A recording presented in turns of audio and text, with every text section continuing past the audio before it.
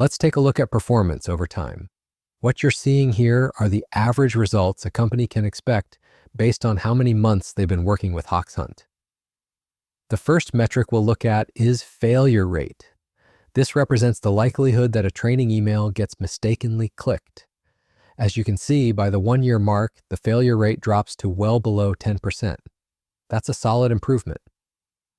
But even more important than reducing failure is increasing success. Success rate is the probability that someone identifies a training email as suspicious and uses a reporting mechanism to flag it. The industry average success rate hovers around 20%, which means that before working with Hoxhunt, companies see only about 1 in 5 training emails getting reported.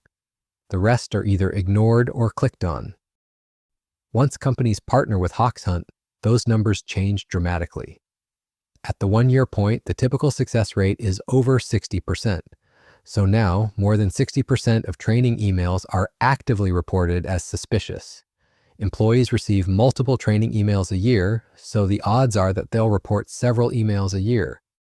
One concern we sometimes hear is, if we send too many training emails, won't employees burn out or start to complain? Actually, the opposite is true. The success rate rises year after year. Instead of burning out, employees become more engaged. By the 4-year mark, success rates can exceed 70%. That's how employees perform during training. But what about real-world threats? This next graph shows the number of real, non-training threats that get reported measured per user, per month. At the 1-year mark, the typical rate is about 0.2 real threats reported per user per month. In other words, every employee can be expected to report between 2 and 3 legitimate threats per year.